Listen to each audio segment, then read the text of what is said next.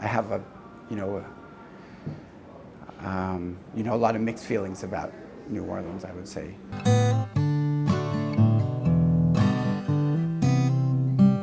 I didn't want her to go back there. New Orleans was a magnet.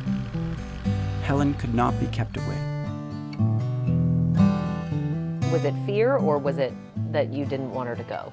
Both. Both. Yeah, I didn't want to lose her, and it was fear. New Orleans, I think, is a dangerous place. Central City becomes the site of the city's first murder of the new year. Tonight, the NOPD investigates the fourth murder of 2007. Already, there have been more murders in the city of New Orleans than days in the new year. It was the sixth murder in less than 24 hours, and neighbors say it's evidence of a city where crime is out of control. She said she just had a feeling in her gut that something horrible was going to happen. Filmmaking is fun. People didn't think she was real because she was so nice and friendly. Helen was like this saint. A light went out in New Orleans.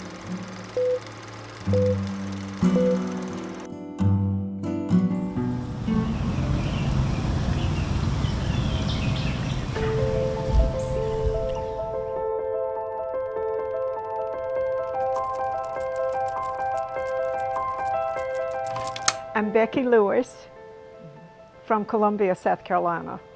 And why am I talking to you right now? Well, I'm the mother of Helen Hill, Helen and Jake Hill, and Helen was murdered in New Orleans. So you're doing a story about her, I suppose. Was it hard for you to say that? No, it's a fact. I don't think so. I mean, thinking about this interview and going through that whole story has been difficult.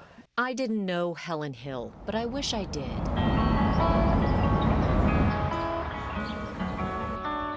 She grew up in Columbia, South Carolina, a perfectly southern college town with some beautiful tree-lined streets like the one that Helen grew up on. She captured it on film when she was young. We gave her a camera, and from then on she had a little camera around her neck all the time. I mean, she was always taking, she just loved it. It was magic to her. Her mother, Becky, and stepfather, Kevin Lewis, opened up a box of memories, literally, to share with me. There she is in high school. There she is getting married. Oh. That was what the dress that she was buried in. I always miss Helen, but I don't have to think about that awful thing that happened, that tragedy in our family. I don't have to dwell on it, and I think I've been thinking about it a lot since you came. I know, I'm sorry, but I'm also always happy for people to hear about Helen and to know what a wonderful person she was, because she really was special. If most of us live our lives swirling around in shades of gray, Helen lived in full color. She didn't want to grow up. Yeah. She did not want, she kept a journal, and she always talked about finding the good in people and not looking at the dark in life. She loved carnivals and the state fair, the chickens and the pigs, and a famous circus-like peanut store in Columbia called Cromer's. She would bring me sometimes to this store that she loved to go to as a kid that made circus supplies, so that's where she learned about cotton candy and decorations and different things. Helen's love of Cromer's makes sense. Her family says she loved the cotton candy parts of life. Things that were bright, deliciously sweet. Things that made you wonder how they are the way they are. Like how tiny sugar crystals almost magically turn into cotton candy's ethereal threads. Around age 10, Helen started documenting those cotton candy moments on film, sometimes literally. I make short, independent films. In the film world, Helen is best known for the tiny paper puppets she made with bodies that move and eyes that blink to build stories in part through stop-motion animation. Oh, okay. Becky shared some of those with me. Some of those paper puppets starred in her film about making films. This is a Super 8mm film. And she wasn't just a filmmaker, she made a lot of visual art, and she was very, very creative. I loved that she was a filmmaker. It was something she was really meant to do. You made me feel so alive. I'm gonna miss you when I go. So goodbye. That's Paul singing in Helen's film Bohemian Town. He and his band called Piggy played the soundtrack for many of her projects. They collaborated on everything. They were a team. Where else can you get coffee and a beignet at 3 o'clock in the morning? And free red beans and rice on Monday evenings. Say, let's go back to New Orleans. They lived here 3 times because, well, it was a perfect fit for Helen. It's a town with its very own annual carnival. It was the city that fed her imagination.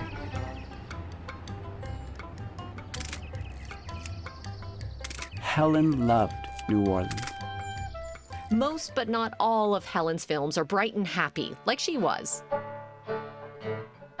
She definitely liked to, explore more serious issues in some of them too. So she made a beautiful movie about her grandfather who died. Later, when we finally did lose him, my brother spoke at the funeral.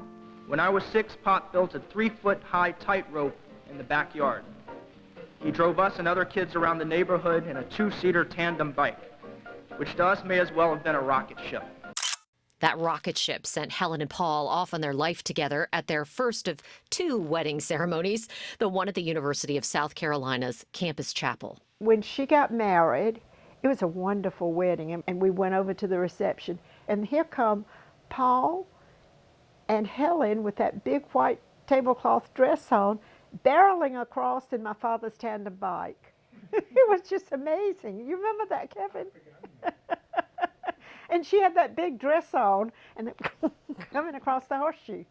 So that was a really nice surprise because my father had recently died. That big white tablecloth dress, as Becky calls it, one Helen begged her mother to buy her in high school, so expensive that Becky made her promise she would get married in it one day. Throw in her bouquet. And she begrudgingly did. In her tablecloth Laura Ashley dress. Laura Ashley dress that I paid a fortune for, that she didn't want to wear again, but I made her. While Paul and Helen left their traditional Columbia wedding as man and wife, they left their New Orleans wedding as pigeon and chicken. Their New Orleans friends, Sherry and Bergen, tell that wedding story the best. We weren't there for that wedding, but they wanted a New Orleans wedding too. I had made a very, it wasn't beautiful at all. It was actually quite ugly. I made a chicken outfit because it was a factory farm chicken for one of the Earth Days. I wore it on Earth Day, but Helen loved it and she wore that. She wanted that to be her wedding dress. This is their New Orleans wedding picture. Paul was always really neat. That's why he has a business suit on. And Helen was always really wild. That's why she has a chicken outfit on. We all dressed up in various costumes and paraded through the French Quarter. As soon as it got dark, we walked down to the moonwalk, and they set up a little podium, and the wedding was officiated at the moonwalk, on the steps of the moonwalk, there by the water, and was officiated by Michael Gump dressed as a denim dog, who never said a word, he just barked. That was it.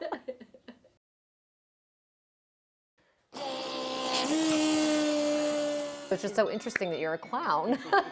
I'm QT the clown, big cute little T. I don't do the fanciest because I usually have a crowd of kids, but I put on the fanciest show, I guarantee you.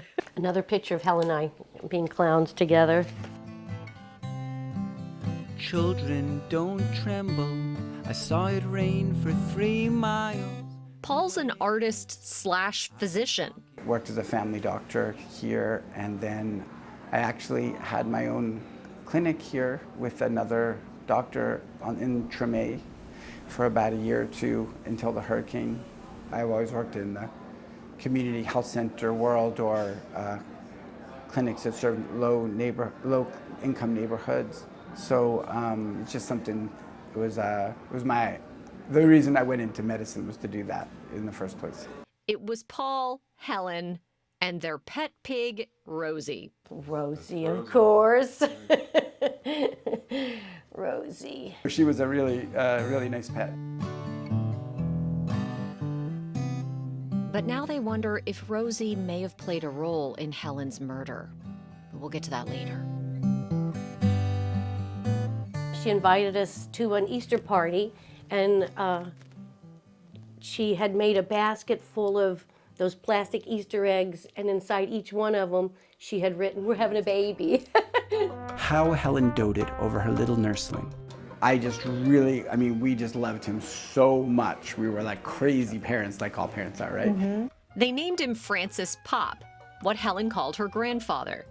Becky says she used to joke with Helen about it. I said, Helen, you know, he had a real name. Does he look like her? You know, I just talked to somebody today who's the picture of him and said he looks exactly like Helen, and a lot of people say that. Yes, there's a very distinctive trait that they share, and I call them the Hill eyes. My last name is Hill, Helen's last name was Hill. Mm-hmm. And there's a certain sort of very beautiful blue eyes that are shaped a certain way that runs in the Hill family. Jake, Helen's brother, has them. They also shared a love for New Orleans. But when Hurricane Katrina was on its way toward New Orleans, we guessed that nothing would happen. We took the baby, the pig, but left the cats behind with lots of cat food. They evacuated to South Carolina and moved into Becky's house. That year, Helen told friends they were living in exile in South Carolina. In fact, when they were in South Carolina, she started a postcard campaign. Why should we move back to New Orleans? And people wrote all the reasons why they should move back to New Orleans and sent them to postcards so she could present those all to Polly to make sure he knew that so many people wanted him to come back to New Orleans. Becky begged her not to go.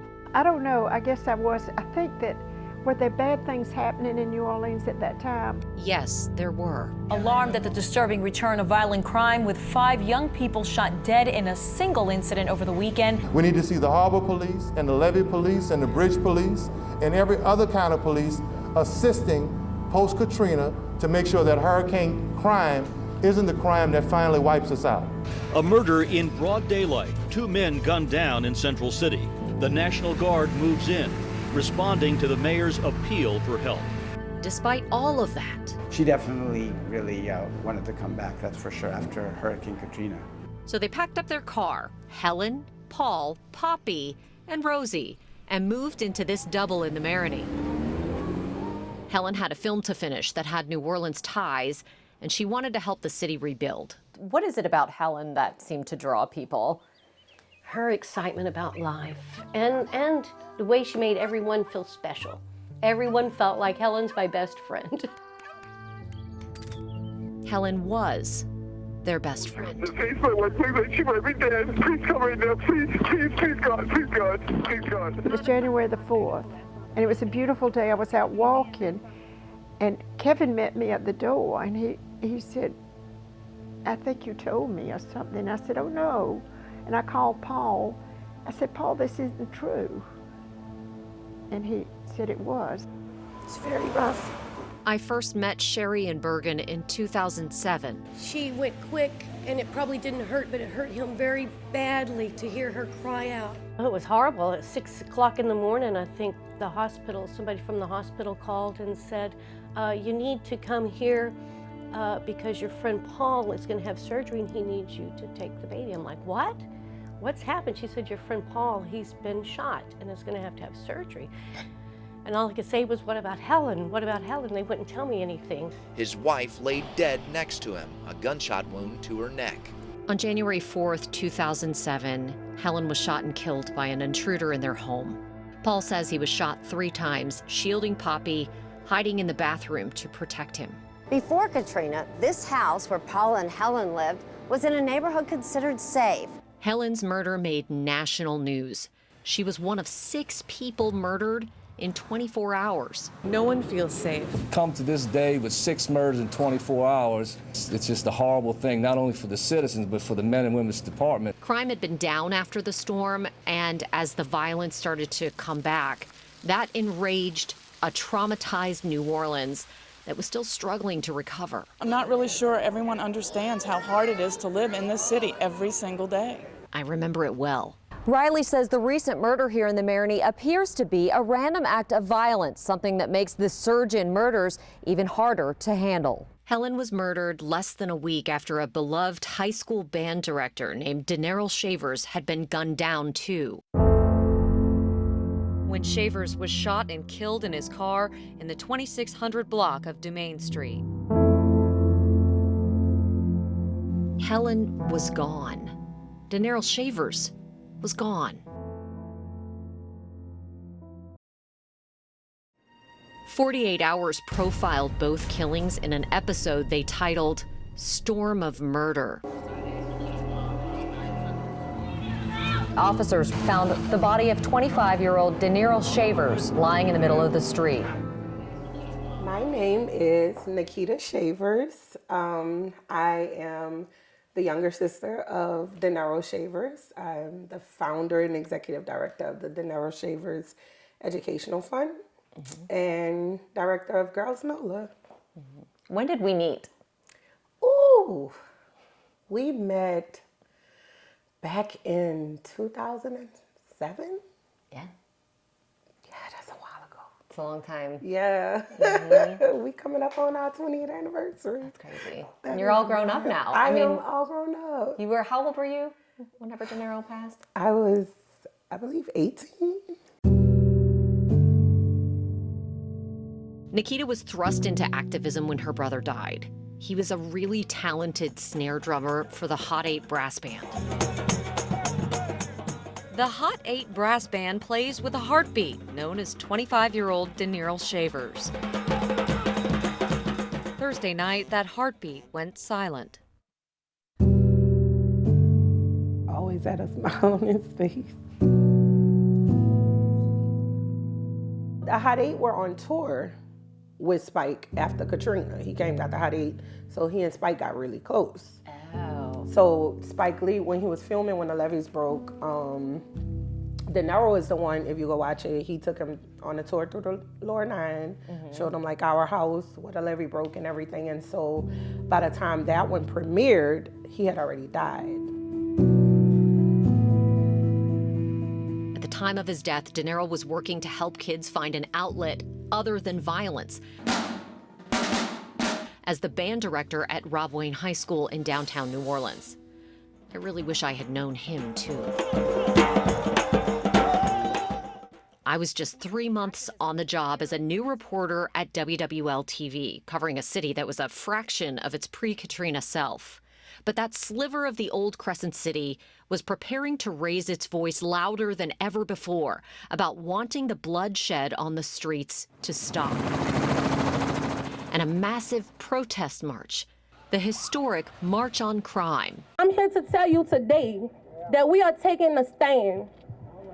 We taking our city back. I was a baby, and I didn't know if I had all the right words to say. I didn't know, you know, if I was doing all the right things, but I knew that my heart was pure and it was full. And I knew that we all felt the exact same way in that moment. We wanted change. We deserved answers. We deserved a better city. Thousands of people from all corners of New Orleans marched through the streets to City Hall that day. Nikita was headed back to college, but she literally turned around and pulled up just in time to speak to the crowd. I ask that you not let the death of my brother, Mrs. Helen Hill, and all the rest of my New Orleans citizens go in vain. They wanted more from then Police Chief Warren Riley, DA Eddie Jordan, and Mayor Ray Nagin. Gives me goosebumps just remembering it. Today I want to say, shame on you, Mayor Nagin, Superintendent Riley, District Attorney Jordan. You have really let us down. I was feeling sad and angry, so I was glad somebody was expressing that too, you know. In a weird way, it made me proud because Helen was a social justice advocate herself. I think she would have liked that her death was at least energizing some people for a good cause. But she was also being buried that same day, and the cold reality of that was she was my sister, and I was happy that this other good thing was happening, but I was, it was sort of a distant thing. That same day, her family laid her to rest and celebrated Helen's life in South Carolina. Jake spoke at her funeral just as he did at her grandfather's. The pastors were certain he was in heaven, so I thought about what my mind could not imagine.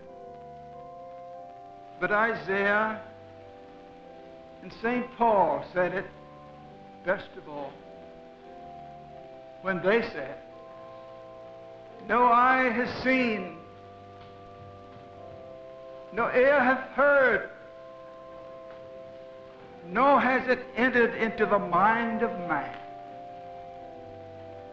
what God has prepared for them that love him." Helen is buried in Columbia, South Carolina, where she was born, and her grave is right beside her grandfather's, who she was really close with, and it's in a beautiful cemetery under a beautiful big sycamore tree. Then she used to take me there to see her grandfather's grave. She really liked it there. I think I came out here on her birthday. I came out in May. Becky took me there during our visit. The flowers don't last, but I usually try to take daisies out here. She loved daisies. It's right there. You can tell she's got on the little Florentine blue and white dress. I remember they brought her back. At some point I saw her, and I saw the neck wound. She didn't look at all like Helen because there was no life in her. All right, everyone, Helen loves jazz funerals. We're going to celebrate her today. Went as a clown with patches from Helen's work. Most of the people here didn't get to go to South Carolina for her funeral, so it's really their first chance to really say goodbye to Helen. We made Jake a Grand Marshal outfit, so he was the Grand Marshal. For my nephew Poppy's sake, he can't go through life knowing that the killer of his mother and the person who shot his father 3 times in front of him is still out there.